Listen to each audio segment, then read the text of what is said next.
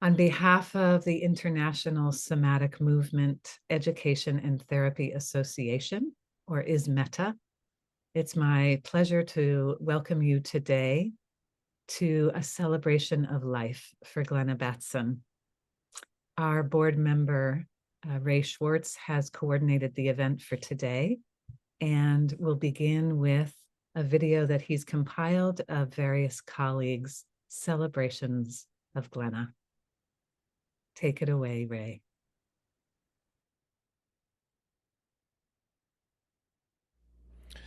When I learned that Glenna had passed away this past August, I felt the profound weight of absence and also the lightness of a person who I cared for very much, free to fly without constraints. Glenna's work lived at the crossroads of dance, somatics, neuroscience, and rehabilitation, a truly interdisciplinary tapestry she wove over more than 7 decades, and she became internationally recognized for her contributions to somatic education. She approached the great mystery of bodily life with delighted curiosity and childlike wonder. Her laugh could pierce through a room, a laugh that signaled not just humor, but recognition and discovery. And while she guided students through experiences, she was also learning from everyone in the room. Her genius lay in helping people identify habits and patterns, physical, emotional, perceptual, and then gently inviting them into choice. You always knew when she was in awe. Her eyes would sparkle, her posture would soften, and her presence would expand to fill the space around her. But to call Glenna merely a movement teacher would be to miss her full measure. For her, movement was never only about the motion of a body in space, it was also about the movement of spirit, of thought, of community, of justice. She understood that movement could be a social force, a gathering of energies towards empathy and equality. Her teaching and her activism were seamlessly intertwined. Glenna's commitment to human rights was as fierce as it was compassionate. She worked tirelessly against discrimination and inequity, especially as these issues intersected with embodiment and lived experience. She was deeply concerned with how we treat those the world tends to overlook: the elderly, the ill, the incarcerated. She believed that dignity was a human birthright, and that those of us with comfort or freedom had a moral duty to use that privilege in service of others. After her passing, I received an outpouring of messages from people whose lives she had touched, and nearly every story contained some small act of generosity or advocacy, a conversation, a helping hand, a letter of support that had changed the course of someone's life. And Glenna never performed kindness for recognition, she simply lived it. She understood that community and compassion were not optional, they were the foundation of human flourishing. Across her career, Glenna's work spanned continents and disciplines. She taught and presented in more than a dozen countries, and her research explored everything from balance and fall prevention in older adults to dance improvisation and agency in people with Parkinson's disease. Her writing stands as a lasting contribution to our understanding of embodied knowledge, yet even in her scholarship, she was a collaborator first and foremost. For Glenna, writing was always a form of dialogue, a way of thinking with others rather than about them. And what always struck me was the depth of her intellect combined with her capacity for compassion. She cared about people as much as she cared about ideas. Somatic movement education seeks to restore balance between cognitive thinking and bodily knowing, and Glenna lived that integration fully. She possessed immense cognitive clarity, but also knew the value of sensation, intuition, and play. She refused to compartmentalize body and mind. She believed that creativity and wholeness arise only when the self is integrated with one another, with the organism, and with the world. And even into her final months, she remained prolific, playful, and deeply engaged, teaching, researching, and learning with an openness that never dimmed. Glenna leaves us a model for how to live richly in an uncertain world. Her legacy invites us to stay curious, to inquire deeply, to be willing always to be surprised. She showed me that laughter can be as instructive as discipline, that love can be a form of intelligence, and that movement in every sense is life. When I picture her now, I see her at the edge of a river, One foot on the shore, one foot in the current, reaching out her hand to help others across. She built bridges not with bricks or blueprints, but with empathy, humor, and trust. She was the kind of person who stood between the known and the unknown, welcoming us to step forward with courage. The best way I know to honor her is simple. Keep dancing, keep laughing, stay curious, and remember always that love is stronger than any darkness. Thank you, Glenna, for your movement, your wisdom, your kindness, and your light. Your gifts remain vibrant in the many lives you touched so gracefully and with so much care.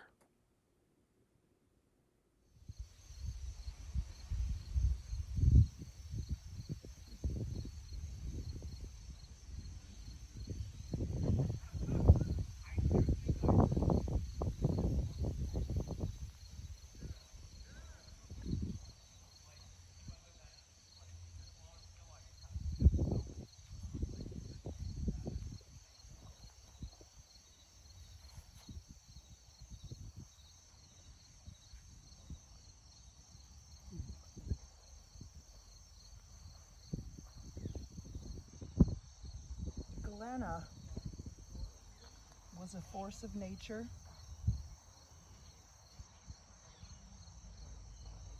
an artist, a scientist, a creative genius.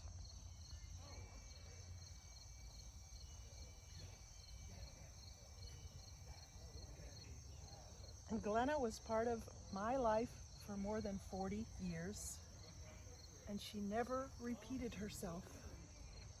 She was always moving on to the next, and the next, and the next.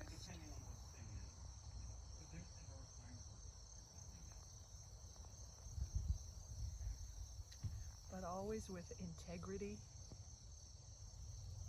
generosity, and absolute wisdom.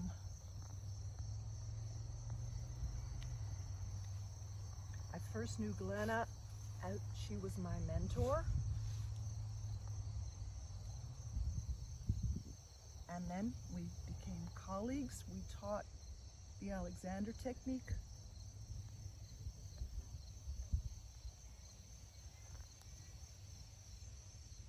Throughout the US and in Japan.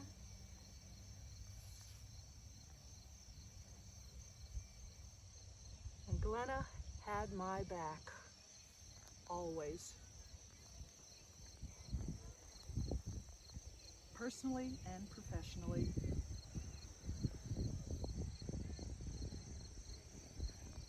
And in addition to being an amazing teacher, writer, performer, Glenna was a visual artist. And I was fortunate to be on her holiday card list for a number of years.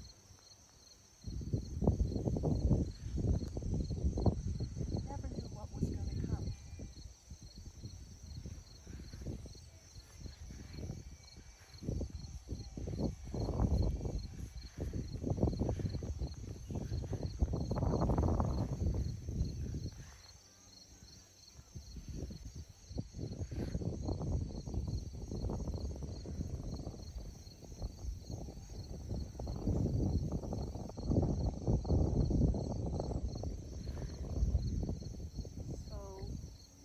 If you're watching and listening, I invite you to close your eyes and move your mind, or get up and move.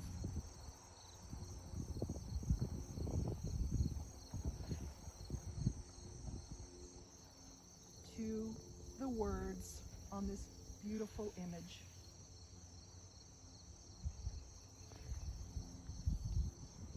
Seed.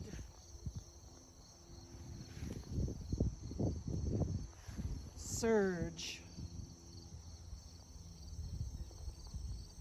Burst. Resist. resist.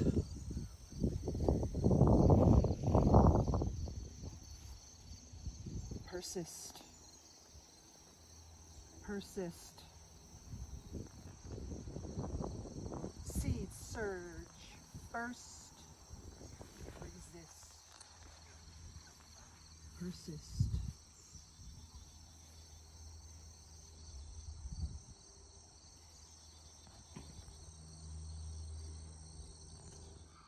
Hello. So, Barbara, how did you know Glenna? Well, of course, I was director of the dance program when she came to help teach with us, and I knew her as an incredible somatic worker, an artist, and she became a friend as well. She was a superb teacher. Hmm. And what are your thoughts on her work and on her life? Well, she had such a profound knowledge of the body, but it was really combined with her drive to constantly find new patterns, new processes, new integrations of the body and her artistic work. And she was one of those extraordinarily gifted people that was capable of making those great intuitive leaps that led to breakthroughs in knowledge, in process, and in. She also had the organizational mind to put it down so other people could use it. Yeah. Do you want to talk about, like, you've asked other people to contribute, like Right. something, and we just pick out because Right. I don't have that much time here. Yeah. But do you want to just... Well, we had a couple of MFA students who worked with her, and Aaliyah Burnett Baker said that she'd always cherished the time she spent in the Ark, exploring the field of somatics and getting curious about the wisdom our bodies held. And she said through Glenna's expertise, warmth, and generosity, she helped deepen Aaliyah's understanding of embodiment, which in turn shifted the way she both danced and taught. And now that she's at Charlotte, UNC Charlotte, she's making use of that information. Yeah. It's nice to know that our students go on and are professors, and this knowledge really goes out into the world through them. Yeah. I can read out actually something from Courtney Liu, who's also a former MFA student, now professor at Elon. She says, I was honored to take class with her during my MFA at Duke.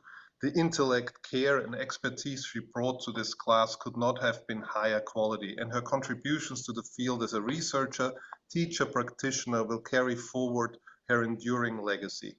Thank you, Glenna. Rebecca Hutchins is an extraordinary dancer and worked with Glenna a number of times. And she said that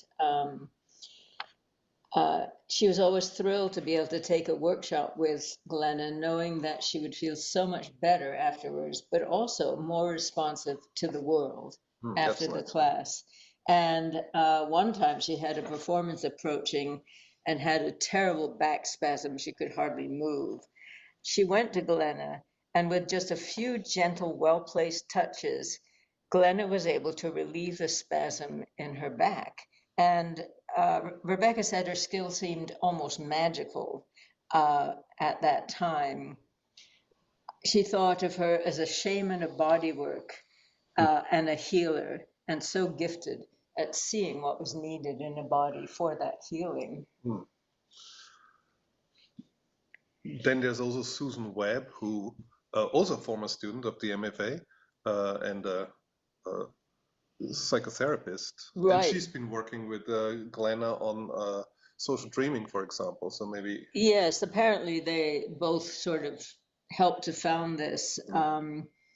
And Glenna wrote to Susan and said about the experience, she said, it was as if I'd entered into the maze of intimacy, deepened into the liminal fire, and emerged with confirmation that dreams reveal that paradise of which I spoke. But then in 2025, after missing several months due to illness, her final text was, I hope you are thriving, and I remain confident that the matrix matters. And of course, Susan spoke of her with love, talking about her wisdom and vision. And she said, "Now and always we hold you in the matrix and fully expect to continue to feel your presence on Sunday mornings with so much love." Well, when I came to Duke 8 years ago, her reputation really preceded her. Like, everybody told me, "Oh, there's Glenna Batson, who's like a somatics practitioner and international." And I heard her name before, of course, and I was like, "Oh, she's living in Durham. How strange! You know, what a coincidence." And so within very few, like, we met, and then as I established a laboratory for social choreography, she really became part of that laboratory. Like, took part and just been incredibly helpful and brave, and just jumping into all these kind of unknown challenges that seemed like ridiculous at times, or where we didn't know what we were doing ourselves. And her feedback was always so considered and to the point, and it was she became a very valuable collaborator. So when she moved away, when she had to move away, it was kind of painful. It was very sad, and it was like, "Oh yeah, but we're going to collaborate in the futures," and then obviously you just don't. Yeah. And so we always, it's painful when you always plan that it will happen, and life just takes a different bend along the way. Yeah, I think she was just an incredibly rare individual who combines compassion, love, such a searing intellect, and incredible knowledge, a drive to do more, to make more happen. I mean, yeah, for me, she was just an incredible, brave woman, and who combined the performance and the words in a way that it's so rarely seen, that this terrible gap between what one says and what one practices. And I felt like she was this rare personality that seemed to be able to bridge it most of the time, and be coherent in that. And that takes a lot of bravery. And it's sort of, I've seen, like, her last email to me, on one of the later emails, she opened up with an Ovid quote. It says, "Love is no assignment for cowards." And so I think that sort of sums it up. She wasn't a coward. She lived her life, well, and her legacy lives well within us and within the students that she had. So yes, there's hundreds of people who will remember her with love and with awe. Frankly, she was just amazing. We'll miss her, and we'll miss her already. For the past 22 years, Gemma has been my teacher, mentor, and friend. I met her when she was a guest teacher at Chesapeake Bay Alexander Studies, when I had just begun my teacher training program in Greensboro, North Carolina. I remember approaching her at the end of my training and asking about the process of sponsorship in ATI. I was curious, cautious, and scared about stepping into the next phase. And I'll never forget how she listened, how she didn't talk about the forms or the requirements. Instead, she looked at me and she said, "Sean, your next learning won't come from reading anymore or thinking any harder. It'll come from teaching and from letting the work live through you." But by then, she was already stopping by my house each week on her drive from Chapel Hill to Winston-Salem. Those sessions were where I really felt her mentorship begin to take shape. She had a great way of pushing me, but without judgment, of inspiring the best in me. That's my audio. While also making space for my own imperfections. I can still hear her voice when we were working on moving in and out of a chair. She said, "Sean, it will never go worse than the first time." And when we were done, she said, "That was great, but where was Sean? Your smile, your curiosity, your quirky personality." I remember her telling me that that was the most important part of teaching. Through her, I was learning that teaching wasn't about right or wrong. It was about exploration, relationship, and permission. When she was first diagnosed, our time together changed. I had just begun my training in nervous system energy work, and she was a willing participant. We explored layers of reality that I had yet trusted in myself, but I trusted her, and through her, I learned to trust the work itself.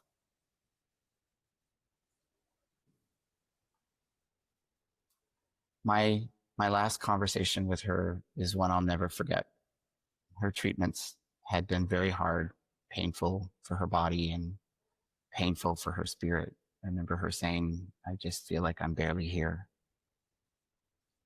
And I found myself saying words to her that I really didn't understand where they were coming from.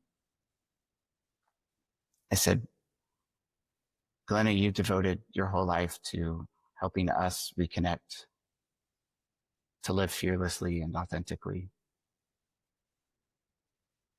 But disembodiment is part of that spectrum too. And sometimes it's the safest choice. You taught me that we can trust where our bodies are going. And now you can go there with intention. It's okay to turn off feeling for a while. You have that right. You can let go."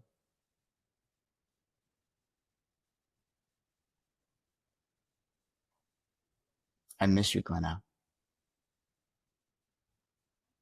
I waited until your birthday to record this, to celebrate you, your life, and the gifts that you gave me and so many others.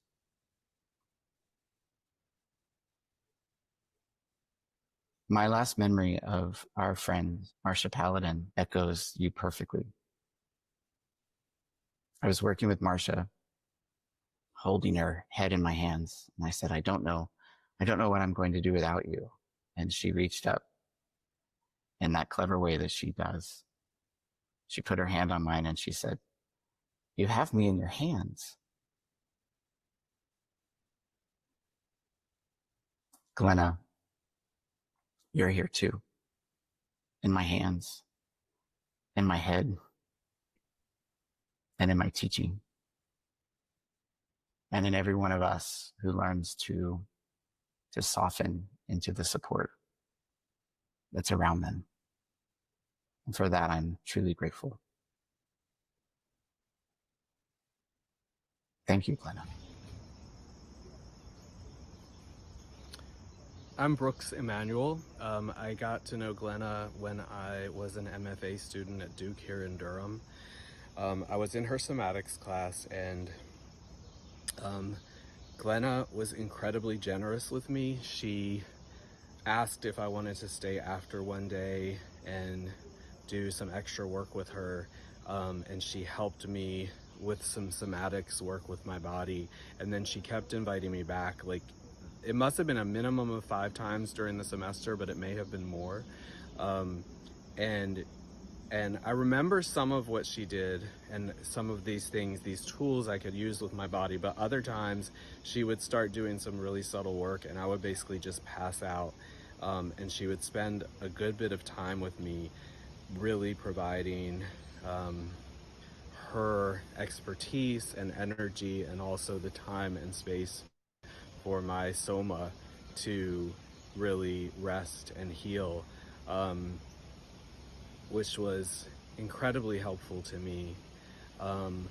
I don't know how much we talked about the healing that I needed, or how much she just recognized it, but it made a huge difference to me, and it provided me a model for just helping people when they need it. She wouldn't accept any money from me, even though I'm sure what she was doing, a lot of people would charge a lot for. I also think there was some kinship we felt with each other. I think she was I had done a lot of work trying to help people trapped in the criminal legal system, and I know she corresponded with people in the criminal legal system, people who are incarcerated, and I know she felt pretty passionate about that, and I think she recognized the toll that it took on everybody involved, even people, while a much lesser toll than people who are incarcerated and their families, even the toll it could take on people working on it. And as someone who is also interested in helping people trapped in all aspects of the criminal legal system, her wanting to work with me, I think in part maybe because of that, was really valuable in showing me how to do that work as well. Yeah, I feel really grateful. I don't feel like I got to know her really well because it was such a short time, but yeah, her generosity to me has stuck with me, and I'm really grateful. Hello everyone, my name is Luc Vanier. I'm an Alexander Technique teacher and training course director. I've known Glenna since the early 2000s, and I met her first at a conference where I was, as a new teacher, offering a small pre-dawn conference movement exploration on spirals, and Glenna showed up, and I can still see her in my mind just trying what I had to say, and we didn't talk much about it, but that was my first intro to this tall, gracious woman who would get up early to come and see what a new teacher had to say. We were in touch. I kept seeing her at conferences, and then later, while I was in Milwaukee, I held a symposium on transmodernism, and she agreed to come and talk about embodiment to all of us. She had just done this new research for her, and she had these diagrams, and she was thinking deeply about embodiment, and she blew our minds. And then that was it. I didn't see her for a while longer. I caught up with her at a conference somewhere where she was presenting on The Right Thing Does Itself, and with her new research on neuroscience and everything she'd been doing lately, she kind of flipped the narrative on that Alexander saying. And since then, I can't look back. I can only see it the way Glenna presented it. More recently, we were meeting on Wednesdays, so I have still this recurring meeting. My wife, Glenna, and I, and since she left, I still see this recurring meeting, and it makes me smile. To me, she was a bodhisattva, somebody here to just be of help for others, totally dedicated to that vision. She could be sweet, she could be harsh, she could be beautifully majestic, and I'll miss her. Thanks, Ismeta, for giving her a voice. Hi, my name's Elizabeth Johnson, and I feel the privilege of being able to share just a tiny bit of who Glenna was for me. My first anecdote is that I was so excited to move to the Baltimore, Maryland area to start a new job. And I knew she would be nearby in Silver Spring. When I came here to look for housing, we had a beautiful lunch together in May of 2025. I had no idea, of course, that that would be the last time that I would see her. I was planning, she was planning, we were hoping to take walks together, to do much more commiserating maybe. And I was planning on learning a lot more from her. So I'm going to have to go to the archives and the artifacts and read her books more carefully, and especially the new one, and fold. Right now, my heart feels like it's folding in on itself a little bit, taking this time. Glenna was my teacher. I spent probably the most time as her student learning the Alexander technique. I did 2 trainings, one with Seabass, directed by Robin Gilmore, who brought in just the world's best Alexander teachers from all sorts of contexts. And I got to sit at Glenna's feet, quite literally sometimes, and learn from her through her touch, through her voice, and always, always, I found her formidable. Formidable and yet loving. I want to be like Glenna. Glenna always intimidated me, or she didn't intimidate me, I was always intimidated by her a bit. I remember going to conferences, somatics, dance, education conferences, and feeling very reticent to take her class. I was terrified to improvise in front of her. I felt this archness, this eagle eye, her ability to read a room, to assess and analyze through movement, through linguistic skill, through knowledge, vast, vast amounts of knowledge. The people who were there and the dynamics of what was going on. I learned to give that up a little bit as I got to know her better. I remember being in Seabass and her being so patient with me.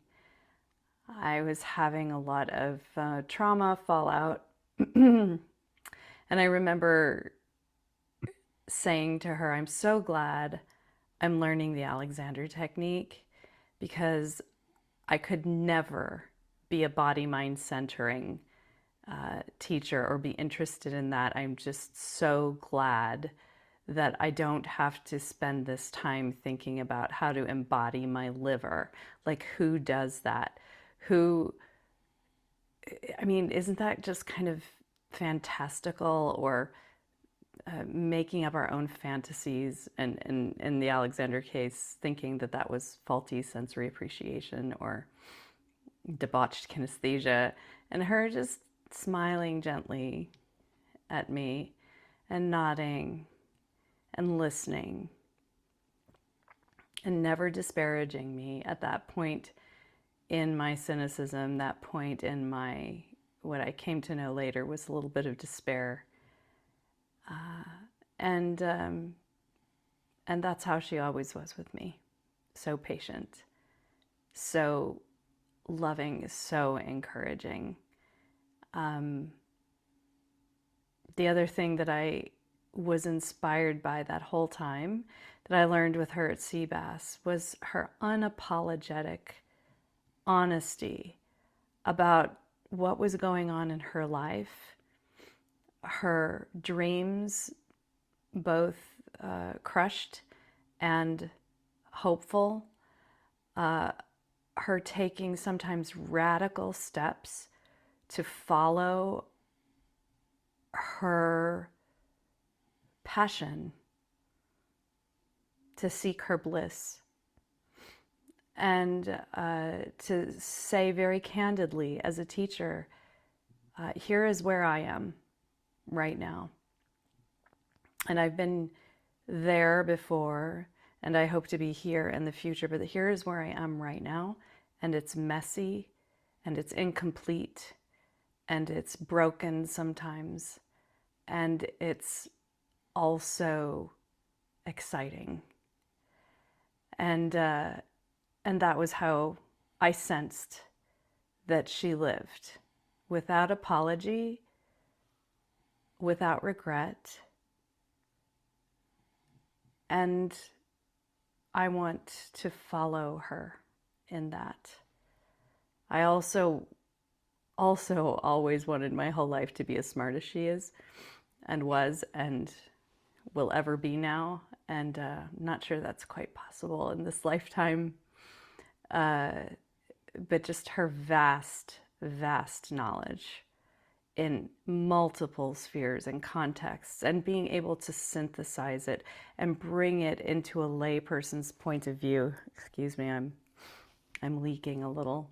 To be able to speak to the tippity-top esoteric nature of something, and also be able to break it down for somebody who's just being introduced to a concept. It was an amazing skill. I didn't have enough time with her, and I will miss her deeply. And I am so grateful to you, Glenna, for what you shared, and how it still lives in me, and how I still find notes as I'm unpacking in my new place from the symposium you gave in 2014, and my mind is still blown. And I know I've got a lot more time to spend with you. Thank you, Asmeta, for making this possible and for honoring her.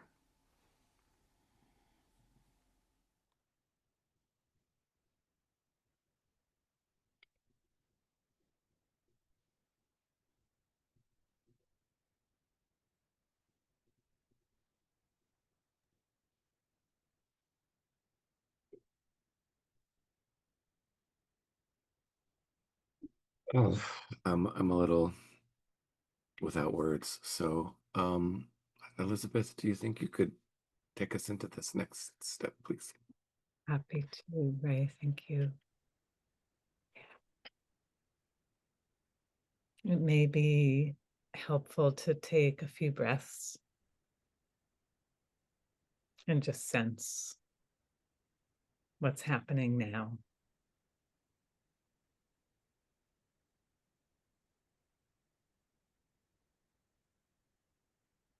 Allowing micro movements or larger movements to express if that feels right for you. How about we take a minute together for whatever needs to be expressed through you.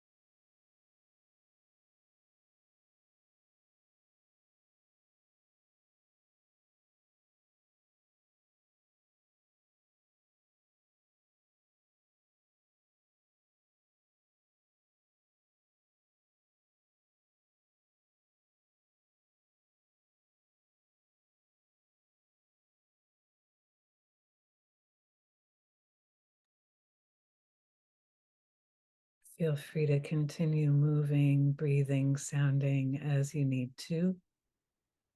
The floor is now open for live comments that would like to be shared. Up to 2 minutes. I am the the friendly timekeeper and will offer the sound of a chime of my voice when we are approaching about 5 seconds until 2 minutes, so you have a moment to wrap up whatever sentence that you're on. Martha, I see your hand, please.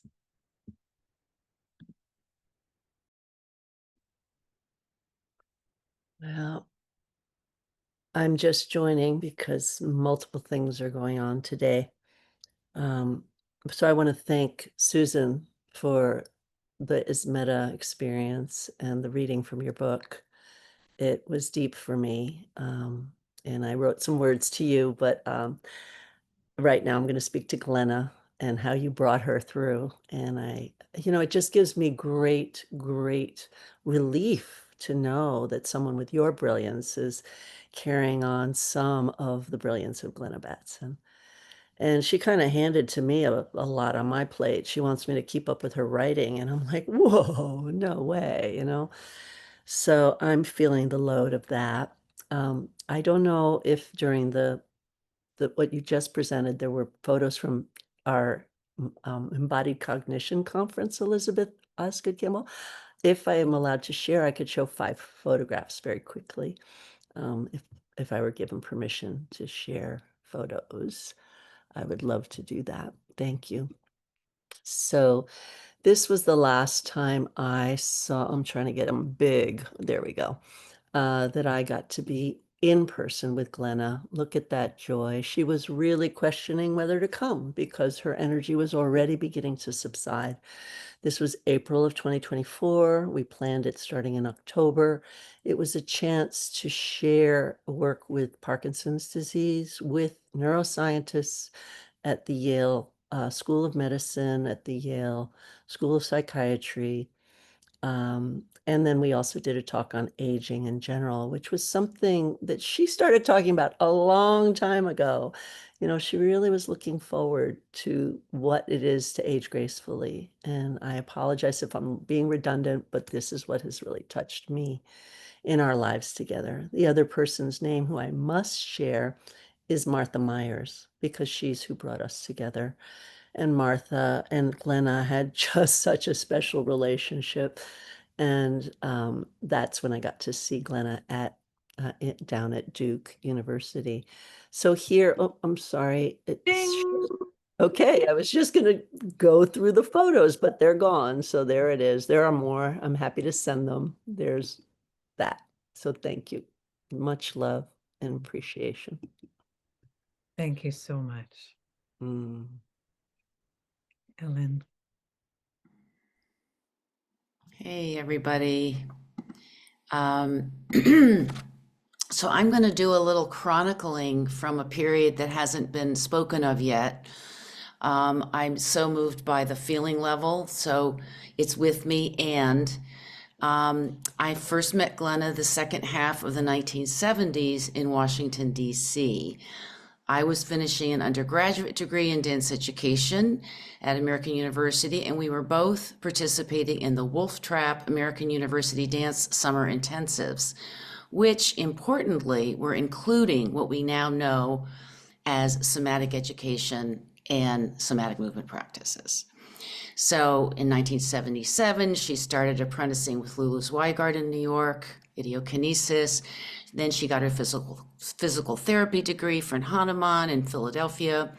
And in 1980, I went to the Western Massachusetts to study body-mind centering.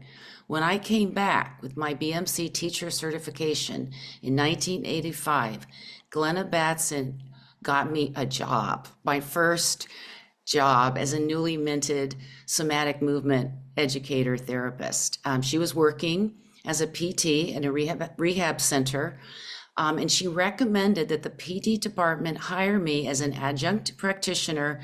She told me there are pain patients who are not getting better and patients with syndromes involving neuro and vascular interactions, and now we know fascial interactions, that we don't know how to address. And she said, I want our department to give them to you to see if BMC can help. I was like, okay, thank you very much.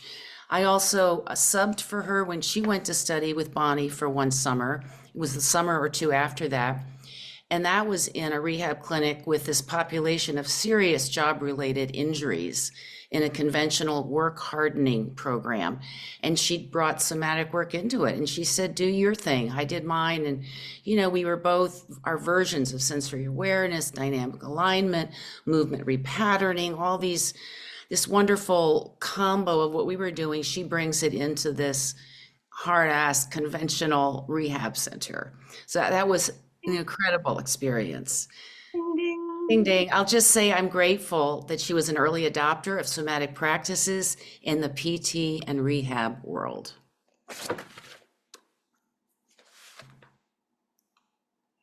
Thank you, Ellen. Susan, I see your hand up next. Oh. Hello. Yeah. It's just really difficult. I spoke earlier. I met her in 2012.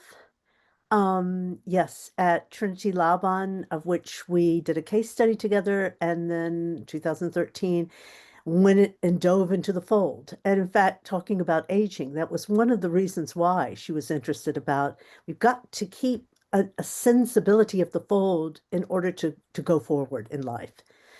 But anyway, she was my colleague, my collaborator, and above all, my friend, my sister, my family, a woman of extraordinary intelligence, outstanding embodied knowledge, focused activism, surprising humor, expansive articulation through a multiplicity of languaging, a wordsmith, my God, an abundance of curiosity of and for the world, and an overflowing curiosity that she was able to share and connect with all she came in contact with. Her last WhatsApp communication with me, we spoke or wrote weekly, if not daily. And she wrote, and I quote, "It's a little harder than I thought it was going to be, but it is what it is, and I do miss you. So I hope we can communicate from afar. This is my big wish that this is not the end, but an interesting new beginning." Oh, dear God, I hope it is a beginning. I miss her so, but I also realize she lives in my and many others' palimpsestic tissue. I am forever grateful to have known and worked with her. And a dear friend of mine said, when people pass, pick something in nature to be them. And when my mother passed, it was the first star every night. For Glenna, I chose clouds. She always said she never felt weight, that she was always light. And I thought clouds were ideal because, once again, of her multiplicity, her way of generating other continuously, that I thought every time I look up at the sky, I see her. And yeah, so cloud she is. Ding, ding, ding. Thank you, Susan. Robin.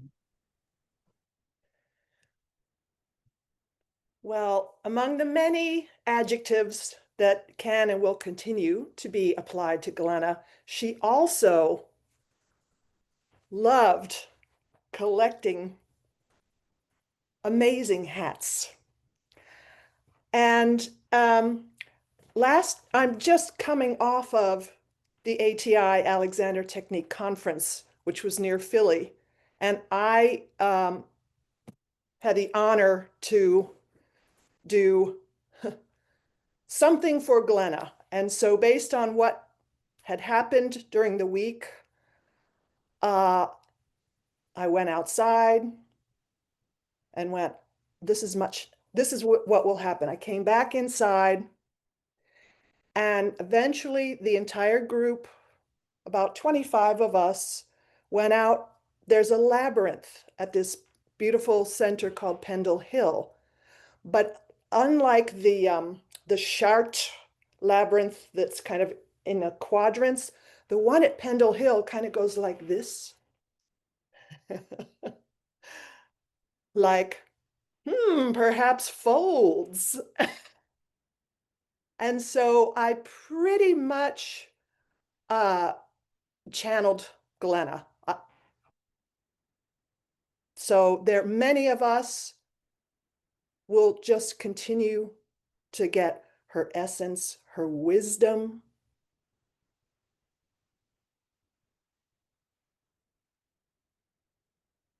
Out beyond the beyond. And because you got to laugh to keep from crying.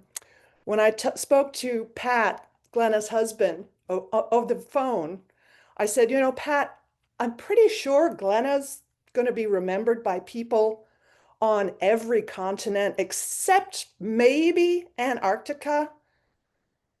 And then we thought, now maybe someday a bottle with a message in it with the words of Glenna Batson may wash up in Antarctica. So there you go. Ding.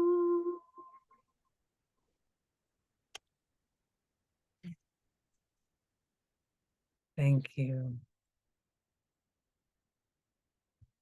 There is the opportunity to shift into breakout rooms if you all would like to have smaller group interactions for 15 minutes. Or we can stay in the main gallery together. Ray, as the coordinator, do you have a preference, or do other folks have a preference? I think I would just encourage us maybe to stay because we're small enough and because we're recording and we won't get to sort of share more of these memories of people.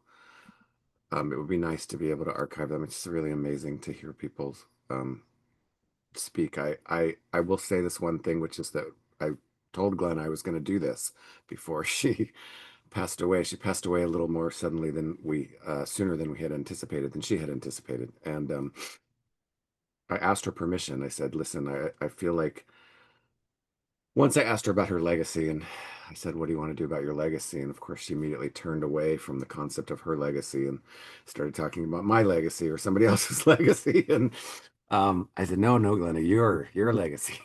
Said, well, I'll think about it. And then we spoke really not too long before she died. And I said, I really want to do this. And it's been important. I've been trying to figure out how to do it for a couple of years. And can I do it? And I said, you don't have to do anything. You can show up, you can not show up, you can be on a Zoom call if we do it online.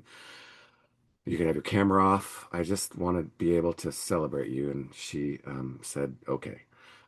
So we're doing this thing that I promised that I would do for her and for all of us. And I just I'm feeling how important it has been for me anyway to be able to have this moment together. And so I really appreciate it. And I hope in some way she is accepting the love that she absolutely deserves. So.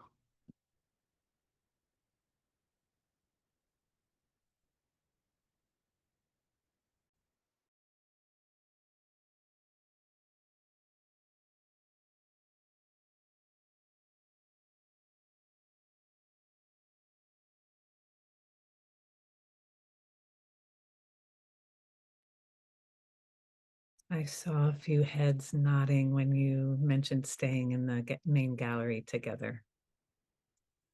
So here we remain. If others would like to speak, there's space. And if one of the voices that I tried gently to bring to a close once a second round, a second turn, it seems there is space within the main gallery to do that.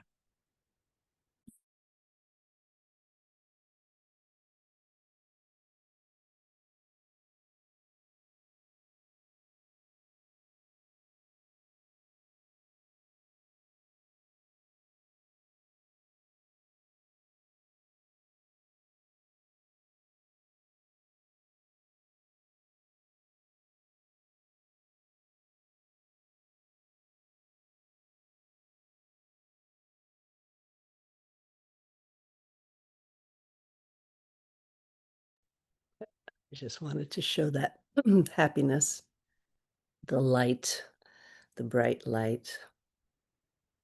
I'm also coming up for me is I never knew anything about her family. And I really wonder who produces a person like her. If anybody ever knew any of her family members, I'd just love to hear about them. So really, truly a brilliant, generous, kind, and always, like Elizabeth Johnson said, I said it about Martha Myers. I would write something, think I was so brilliant, and then I'd find in the archives a paper she had written 20 years ago, which said already said everything I've ever written. And I felt the same about Glenna. I could bring things to her, and what would happen was I'd learn more. And that is just so special. And I hope we can do that for each other.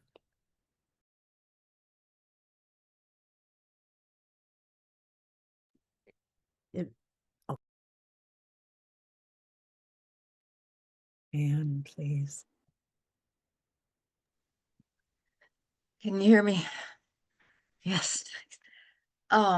Family. I've known Glenna since the late 70s, early 80s.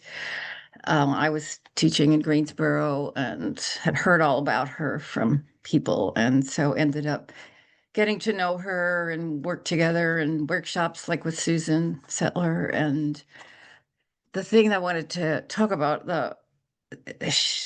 when she turned 50, she wanted to celebrate this. And so she created a group called the Wisecracks, which were women over 50, dancers, poets, writer, and anything anybody wanted to do. And we put on maybe 6, I think, different concerts in different places. And she and I would get together. We created many pieces together for different things, with having just a blast, digging out costumes. She collected kimonos. I collected kimonos. We didn't know that till we brought them all together, created a piece out of it, which was absolutely hysterical to do and to see. And the laughing that we did whenever we would get in the studio, just collapsing on each other, with each other, whatever, was so amazing. And also we would have conversations where she would, talk about all these things. And I'm like, I could not keep up with her in terms of an intellect, but it was so juicy to get her take on things.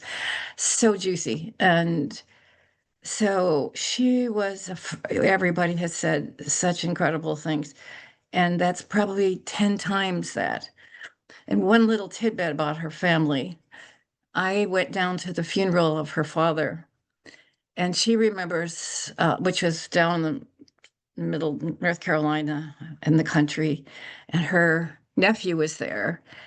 Not nephew, yes. And she told me, he said something about Volkswagen. He fixed Volkswagens. I drove a bunch of Volkswagens. We had this kind of conversation about how many different things I had to replace and blah, blah, blah. And we were and she told me how impressed that I made such a impact on that.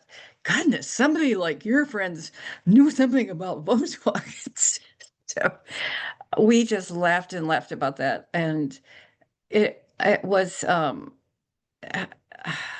just going to miss her so much. Just going to miss her so much. And thank you all for the different ways that you've seen and experienced Glenna. It's been a really rich love fest meal. Thank you.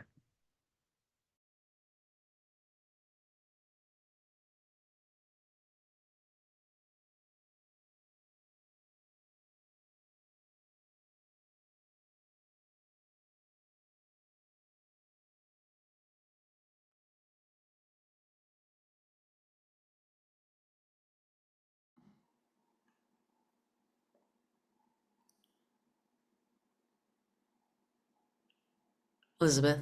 Please, Ellen. Yes. I had one conversation with Glenna about our mothers.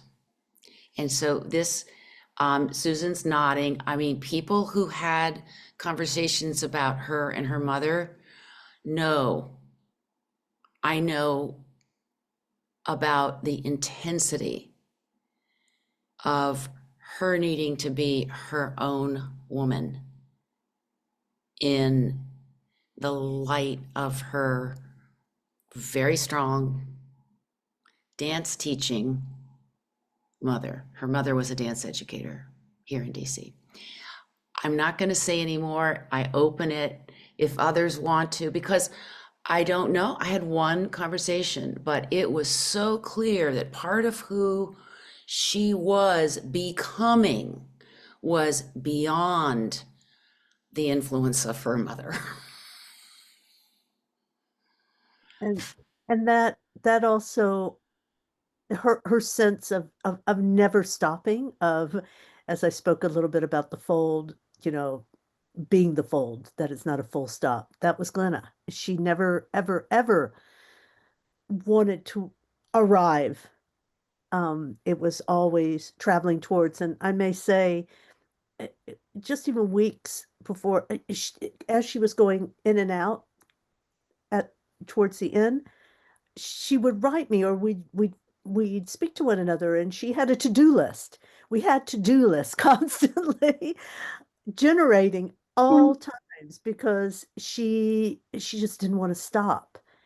And and it wasn't just about generating stuff, though we speak about stuff, by the way, in the fold, and how the beauty of stuff and what stuff illuminates. But yeah, yeah, yeah. It's kind of there was always this constant pliability and plasticity of everything that she touched or spoke to, or think the sound's on. Yeah. oh, oh, that's Pat. Hey. No, but just to say, and everybody said it too, is that, she just constantly was able to find more, and to go into depths, and the depths of anything and everything, and at the same time a multiplicity of ways in which to communicate to anybody, everybody. And that kind of generosity and that kind of spirit, only falls around every once in a while, and she had it in, yeah, millions, trillions. There's no ifs, ands, or buts about it. In the spirit of family, thank you, Susan. I just want to note, for those of you who are not here, Pat, her husband, is on it with us. And Pat, I'm curious if you would like to remain silent, or if you would like to share something. We'd be welcome to hear anything that you would like to say. Okay, Ray, I'll have a few words. Is it on? It should be on. Yes, we hear you. It's just very, very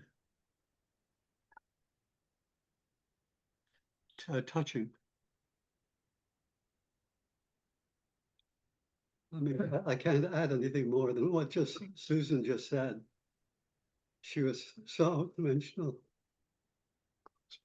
The only thing I can think of is sharing her with you all, and seeing Anne again after so many years. And that story about Butch, and the Volkswagens, and the kimono, and the craziness, and the laughter that they created together in their wisecracks. What a wonderful name. And the rest of you in the sharing the many examples of over the years, the many different talents you had. I'm just so grateful to you, Ray, for putting this on and bringing it back. And it has just made my day. It's been a rough 2 months, but we've had so much from this woman. I mean, what more could she have given? And her love for people, and where she is, not now, but where she was when she died. She was loved here in this community, teaching a Parkinson's disease movement. She just made people get up out of their chairs and wheelchairs and jump and laugh and be crazy. What can I say? Thank you so much for putting this on. Thanks for being here, Pat.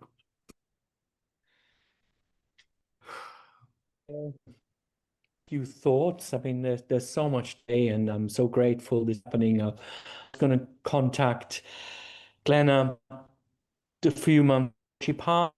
I did. I'm in the UK, and my life has changed drastically from academic, being someone who's retired and wears some bright yellow tops, and I've just. Glenna just appeared in my life around 2015. Somehow she written some, that I, and we did somehow to collaborate, and then she couldn't co-teach, but we managed to get a Fulbright fellowship at Bath Spa Uni, where I have some fantastic photos of which I would like to share, of us again having an extraordinary funny. I very honored. She, as an elder practitioner and thinker, welcomed me and embraced me, and we co-wrote in a book about body politics and about somatic politics, where she really felt she wanted to move on from being more a kind of neuroscientific oriented somatic person into someone who wanted to articulate it more artistically and also politically. And we shared a chapter which I might also share with you in the chat, but if that's okay, I would like to just share a few wonderful photos which I just found. Bear with me. How do I do this? Does any of this, wait a moment, just 1 second, here we go. So I'll click on this, and then I click on this, and then hopefully I will, if I click on this and I make it now locked, I make it screen. Can he be co-host or? No, there it is. Can you see it? Yes. So hopefully you can see something there. Oh, sorry, apologies. I need to just briefly go back again. There's just something a bit awkward about this. I think this is what I need to do. There we go. Here is a photo of her lecturing, of course. Let me see. So we have her talking at a conference which we both co-hosted, talked about touches critical practice, critical inquiry. We really roles about critical somatics as a cultural critique, and we see her here in the studio dancing. Everyone was really wild and exploring touch as a critical inquiry, and there's Glenna jumping and running and being super funny, and everyone had a fantastic time in the big dance studio. We took her under-based practice into some very dynamic kind of playful interaction. I love that photo here in one of her workshops where we were just aligning each other against each other and finding our height. And here's this wonderful tall student from Bath. And here Glenna, such a poised, inspiring spirit, together with ecologist Kate Rigby on the right-hand side, who was running the Eco Arts and Humanities Research Center. And we kind of co-hosted the conference also with her. And here, Glenna, I love that image of her being really in her vertical as present with others, present with thinking, sharing her wisdom. And there, she's spreading her wings for us in the studio. She loved being a dancer, and she talked a lot about her mother with me as well, and her dancer mother, and that was a difficult but important legacy for her. Bless her.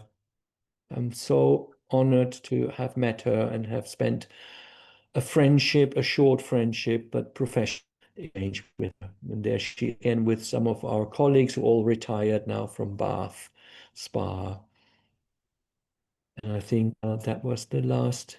Oh no, there's me as well, with a group of researchers and students, and smiling.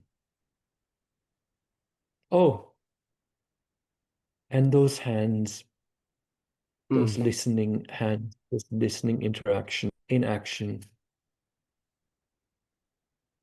And I think it. Thank you, Thomas. I want to just acknowledge that we're at 3 p.m., which is the time that we decided that this would end. So Glenna will not end. I think that's clear to me and hopefully to all of you.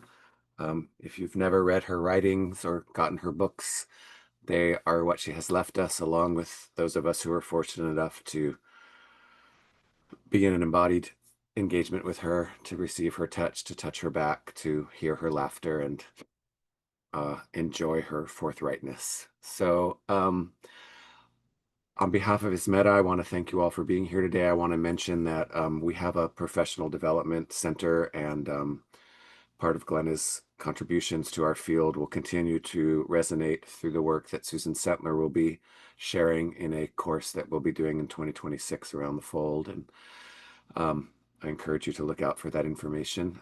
We're grateful, Susan, for you to continue to bring yourself and your collaboration with Glenna into presence. So thank you very much. And thank you all for this moment. It's meaningful to me, and I hope meaningful to you all. And have a wonderful day. Thank you.